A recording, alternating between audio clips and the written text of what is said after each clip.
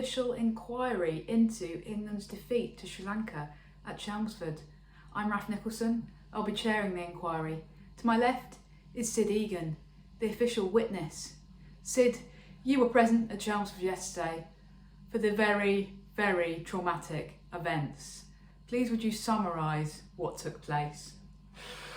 Wow, gosh, I mean... Just to say, hello everybody, welcome to episode 180 of the CRICKETher Weekly, and we are riffing off Captain Heather Dyke's comment in the press conference yesterday, in which she said, we've had a bad day, we've lost a game of cricket, there's not going to be a big inquiry about it. Well, Heather, you haven't met us, have you? I think she has met us far too many times, she would argue. Anyway, carry on, Sid, because you were indeed a witness. Yeah, look, let's take nothing away from the fact that it was a fantastic day for the Sri Lankans. It was. The conditions, really suited them. It was a nice warm afternoon, so they weren't shivering in their boots as they probably were at Hove the other day. There was a hybrid pitch, which is one of these pitches where they sort of it's kind of very sophisticated plastic pitch where there's a special machine that sews threads of plastic into the soil to give the kind of natural grass a bit of a helping hand. Okay. So they made the most of that. It offers a little bit of extra grip and extra turn for the spinners, and their spinners just bowled them to the wind basically by keeping England down to what's a massively subpar total. 104 is not going to win you many games of cricket these days. They bowled them out, Sid. Yeah. They bowled them out with 2 overs to spare. It was an appalling display of batting. I'm sorry. It was okay. Some of the batters got out to good balls. I will accept that. Danny Wyatt, Jamari Atapatu bowled a good ball at her, and she got out.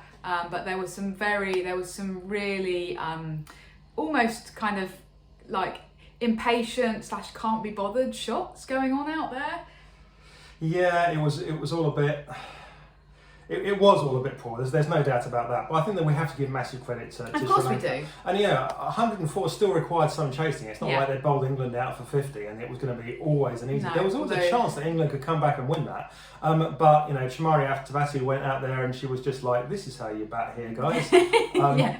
And literally hit the ball out the ground a couple of times. The best bit was that bit on that was on the TV where she hit the ball out of the ground over deep mid wicket. It bounced off the roof of the stand and then up into this poor unsuspecting lady's plants on her balcony, and the lady was just there going, "What's just happened?"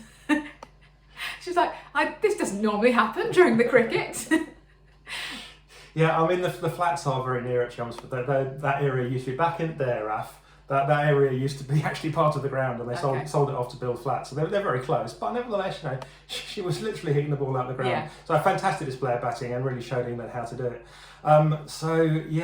It was not a great display all round by England. I think that we can look separately at some of the batting and some of the bowling issues. Well, where do you want to start with that? Well, I've just been not massively complimentary about the batting.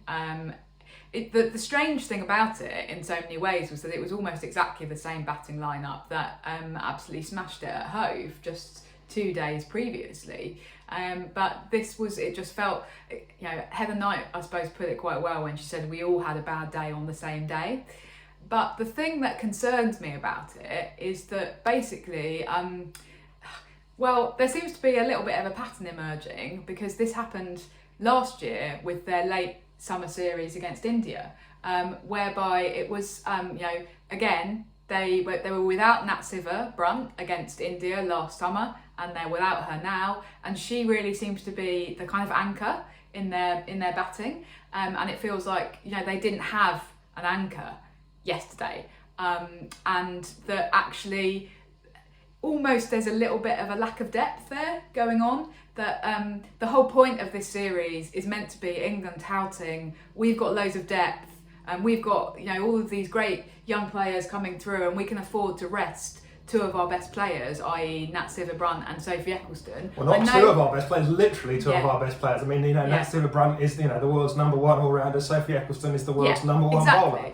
And now I know Eccleston is now injured, but she was going to be rested even if she wasn't injured. Okay, so basically the strategy was, we think we can afford to rest these two players, and we can still come out and dominate against Sri Lanka. Well, it backfired, and England it exposed. I'm afraid it appeared to expose the lack of depth in England's kind of next generation batting coming through. Yeah, the next generation does. On a day like yesterday, you can see how one-dimensional it is, and it's really interesting because for years and years we had an issue with our pathway where the coaches within the pathway, for very good reasons, for in terms of their own incentives, prioritised players that could keep their wicket intact. So you had an entire generation of players come through between sort of 20 years ago and sort of 5 or 6 years ago, who were not able to hit big because they were the kind of players that could stick around and stick in there and didn't get out. And that's what got you rewarded in the pathway. That's what ultimately got you promoted to the academy. But there was also a whole generation of England players that never quite made it to England because once they got up to that level, people realised they weren't up to that. And that kind of generation is the kind of Sophie Luff, Georgia Adams generation. Now, obviously, some of those players have kind of subsequently built on their games. Georgia Adams has certainly built on her game and can hit bigger. But that whole generation of players, were kind of picked up for the wrong reasons and then never really got through to that final England stage. Mark Robinson basically said, that generation have all got technical flaws and they're not international cricketers. And that extends, right down that generation. And that now they're doing something different, but now they're just picking players who can give it a bosh. And players that can give it a bosh are great and exciting. And Freya Camp, if she's already hit an international 50, she had a good innings in Hove where she gave it a whack. And that's what she's there for. But she's really kind of player that if she's going to play as a bowler and then be able to come in at 8 and give it a whack like she can, that's fantastic. But if she's going to play as a batter and give it a bosh, then you need to balance that. But the trouble is that you've got now an entire batting lineup where everyone in that batting lineup except Heather Knight is picked because they can give it a bosh. So it's a very one-dimensional batting lineup. Heather Knight herself is not in the best form. Yeah. She's making a decent innings once every few innings, and she's doing just enough to avoid people coming out and going, well, I'm not really sure that she justifies her place. But honestly, do we really think that Heather Knight would be in the T20 team if she wasn't the captain? I don't think anybody does do that. It's a big question. I guess the other potential anchor is Danny Wyatt, who's obviously been in brilliant form recently and has definitely kind of set the platform so often for England lately at the top of the order. But she's not really an anchor player, actually. She's also a bosher. She's just been in such good form recently. She kind of looks like an anchor. I think she's more than a bosher. I think she's more than a bosher. I think that's a bit unfair. You're missing a player. If you're going to bring in new players, then some of those players have to be more your Grace Scrivens type, who could have anchored that innings, who could have knuckled down a bit. Because that's the one thing that Grace Scrivens has shown in the 100, for example. She hasn't had those huge innings that other people have had in the 100, but she has the couple of times when she's done well in the 100 is because when she's had to knuckle down and dig in a little bit, and she's shown herself capable of doing that. England could have done with some of that yesterday, not every single player trying to smash it out the ground, finding that pitch difficult because of those conditions and those bowlers taking advantage, and then just tossing limp catches up to the ring. Yeah.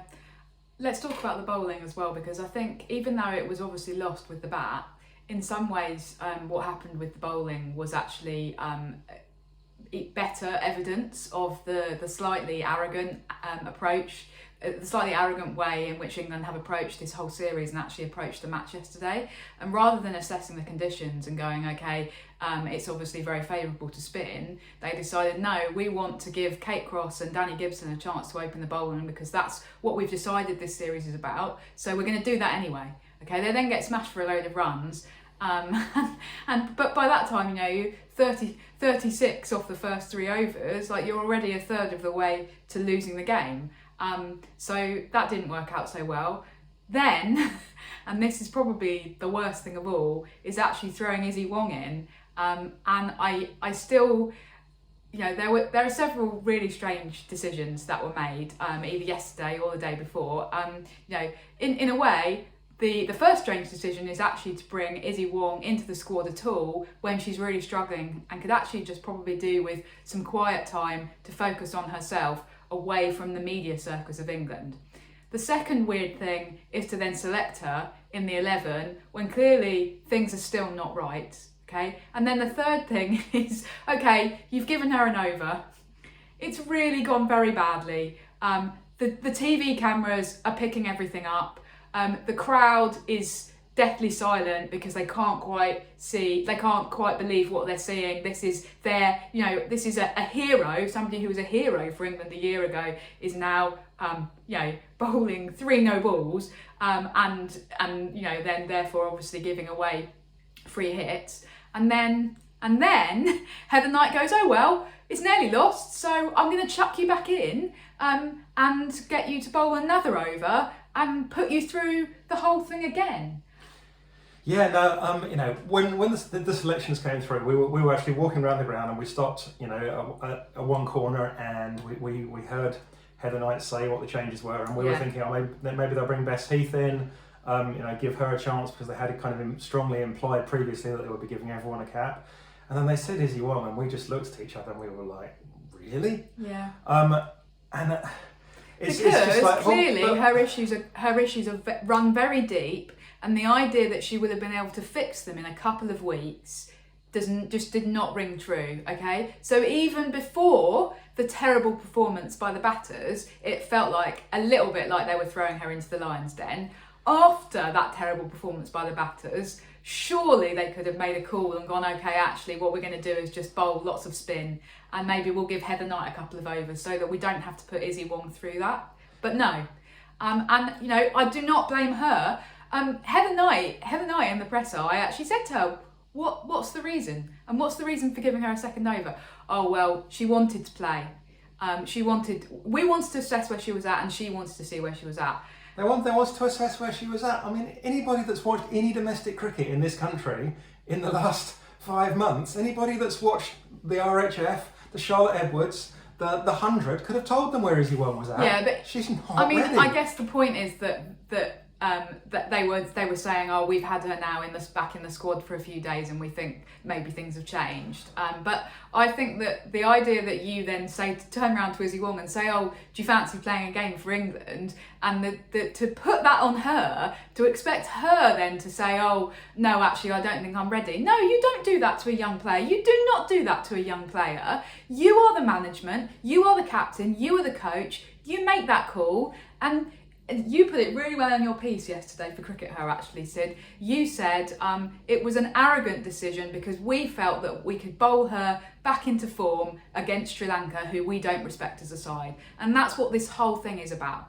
That's why we're having this inquiry, Sid, is because, the whole performance, the whole conversations around the series, the whole way actually in which Heather Knight reacted then to the defeat yesterday, which was basically that stupid remark about we've only lost a game of cricket, it doesn't really matter, and just shrugging it off, I'm afraid there's so much arrogance there. I'm so uncomfortable with it. Yeah, and I feel it is a bit more than that they've lost a game of cricket, because of what they've done to Izzy Wong here. Because as you say, to a certain extent, it's the management that have hung her out to dry. Absolutely. Because it was so clear to everybody that it wasn't ready. And as you say, you don't ask players to go, are you ready? Because of course a player, especially a player like Izzy Wong, is going to go, yeah, get me in there, let me at him. Exactly. And you know what else? Is really kind of infuriating about this is Heather Knight then in the post-match trying to blame other people for Izzy Wong's problems. So the exact quote is, she was listening to too many voices, she didn't have these problems with her run-up at the start of the summer. Well, that's just simply not true.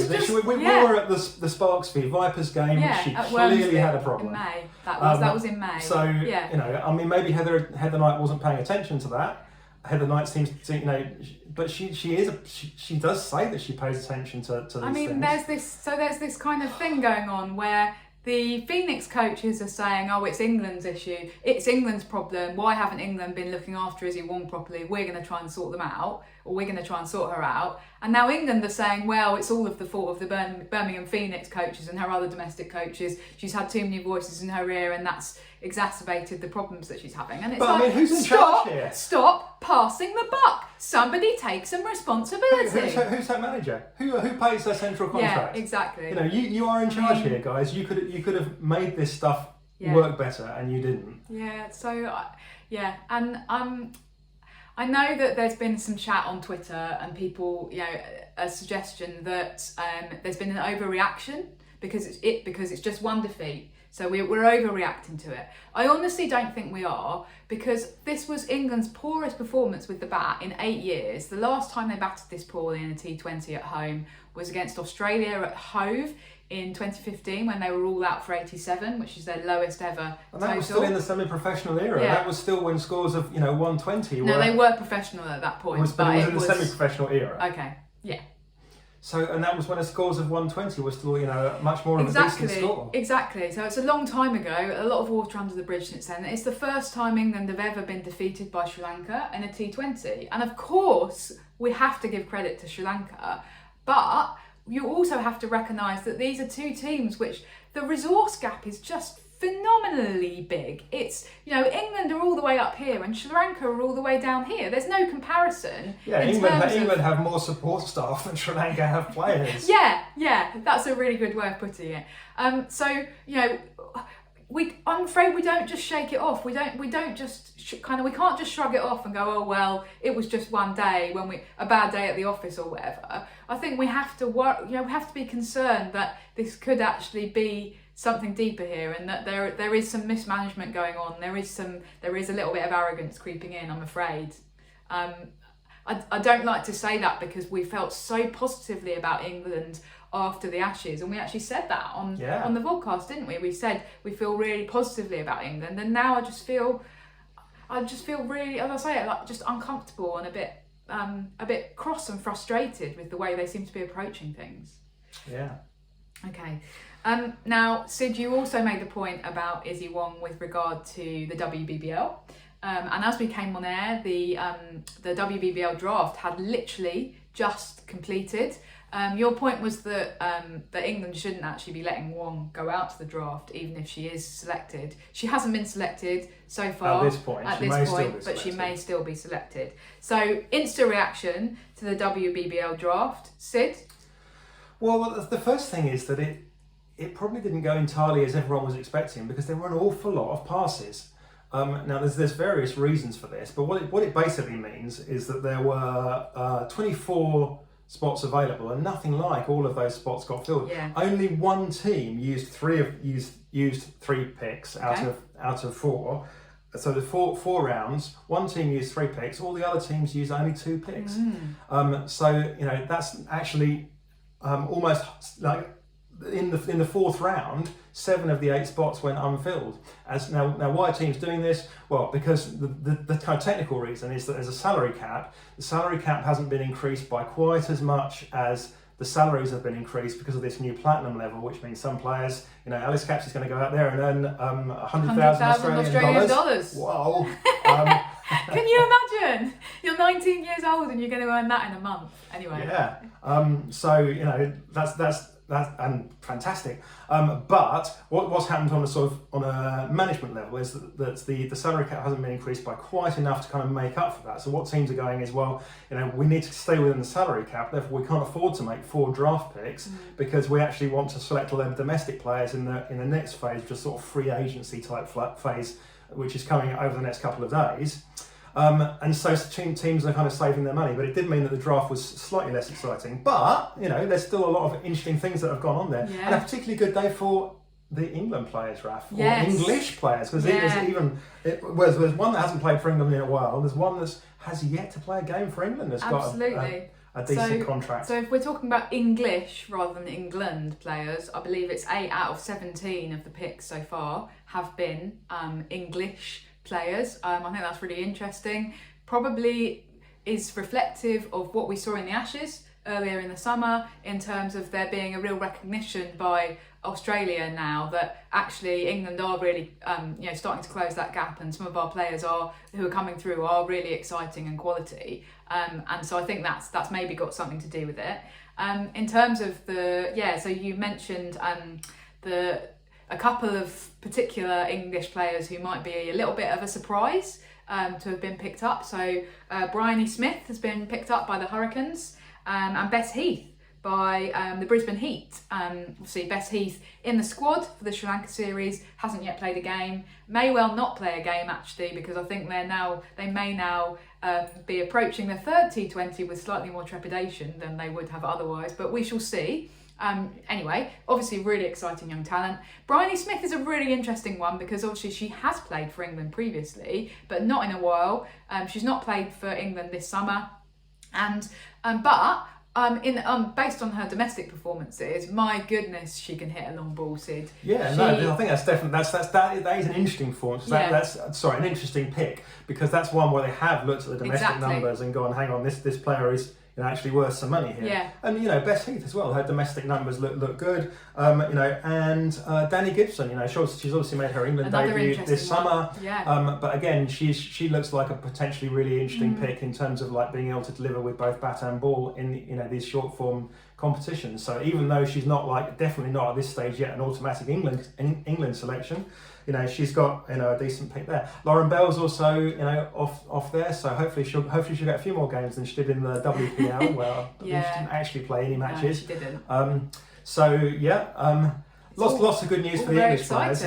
Even though overall the draft itself probably wasn't quite the sort of big excitement that Cricket Australia might have hoped. Oh, that's interesting. Yeah, well, we'll see what unfolds in terms of the free market. I mean, there'll picks. definitely be more English players, we think. Yeah. So there's suggestions, that Amy Jones is almost certainly going to go in those sort of free market picks, for example. So they'll more and more English interest. And no Deandra Dottin so far, although there are still quite a few overseas picks. And we've talked before about how hard it is for these kind of freelance players that if they start to if their reputation starts to go, then very quickly they'll drop from being a pick to not being a pick. And the difference between being a pick and not being a pick is can you pay your mortgage? Yeah, because at one level you could be earning 100,000 a year. And then if you drop out of that, suddenly you're earning absolutely flat nothing. Yeah. So tough. It is tough, absolutely. But it's a tough game. You don't. These cricket teams are not your family, Raf. So to not quote England's Twitter feed from this week, which said "Welcome to the family" to Mahika Gur, who we haven't talked about, but we haven't talked about. I think because she didn't play yesterday, but probably just as well for her. Yeah. She was probably the biggest winner from yesterday. Maybe we'll talk about Mahika Gur in a future episode when we're feeling a little bit more positive and upbeat about things. I think there's a chance she might play on Wednesday. I think there could be a good chance. I don't know, Sid. Whenever I try to second guess what's going to happen, then we get it wrong. No, that's because Heather Knight listens to this podcast. And just goes, right, no, I'm doing the opposite.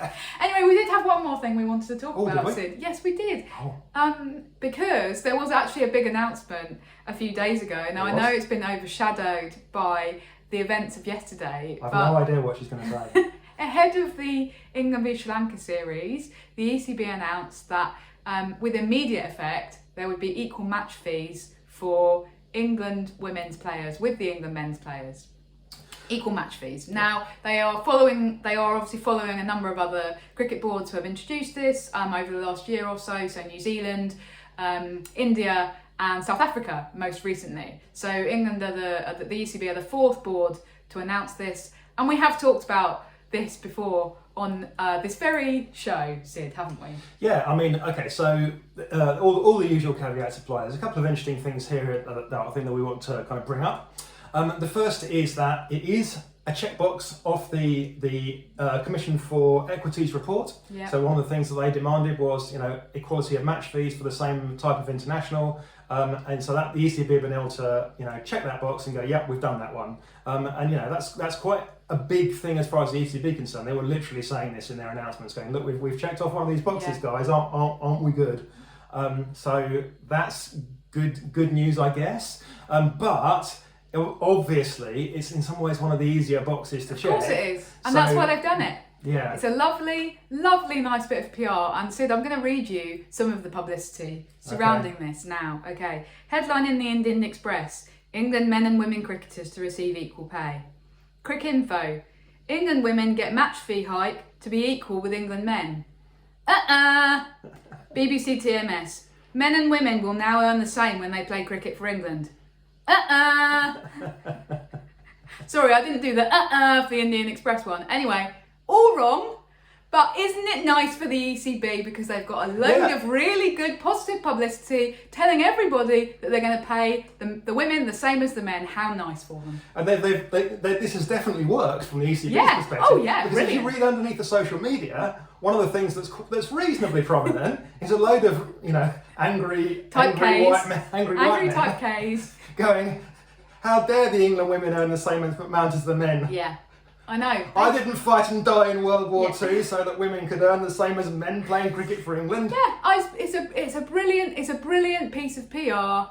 It allows them to say, oh, we are wonderful, and it allows them to get load of really nice publicity. And it's wrong because as we know, as we've said before, the vast majority of income comes from the central contracts, comes from the salaries that they earn in a year. It does not come from the match fees. So this is nice. This is a very nice tick box, but the big pay equity jumps that the Commission has called for are still to come. Yeah, the domestic players, which is going to be a huge one for the ECB, and that's the one that personally I just don't think they can meet. Anyway, the 100 and international cricket. And the actual the retainer contract. And that's what the Commission have called for. So I mean, I'm sorry, I'm just not prepared to accept anymore that this is anything other than a nice PR exercise. Anyway, I feel really frustrated by it. The other thing that frustrated me about it was the ECB's press release explicitly tied this into the success of the Women's Ashes and the big crowds they had for the Women's Ashes. You go, no, you do not tie any aspect of pay equality to success on the pitch. It doesn't work, okay? Are you now going to say, well, they lost to Sri Lanka, so we're taking away, we're bumping down your match fees again? No. The other thing that obviously happens when you do that is look below the line in my Guardian match report from yesterday. There's already somebody, presumably a type K bloke, saying, well, I don't know why they've bothered to pay the women the same as the men because they lost to Sri Lanka and they were terrible. So that is a great example of why you do not tie any form of pay equality to results on the pitch, because it leads to that kind of type of conversation. Someone's got to lose a cricket match. So it's nonsense. They're now playing at Chelmsford, so they're getting 3,000 or 4,000 people along rather than 12,000 along. So are we gonna bump down their match fees? So it was a really frustrating press release and a really frustrating thing that the ECB has done, and I feel really cross about it. Anyway, I feel like I've ranted a lot this week, so hopefully you've enjoyed it. We're going to be heading to Derby in a couple of days and then up to Durham, and I don't know where we're going to be recording from next week, Sid, but we'll be feeling a little bit more positive then. But thanks for bearing with us this episode. Hope you enjoyed it, and see you next week. Bye. Bye.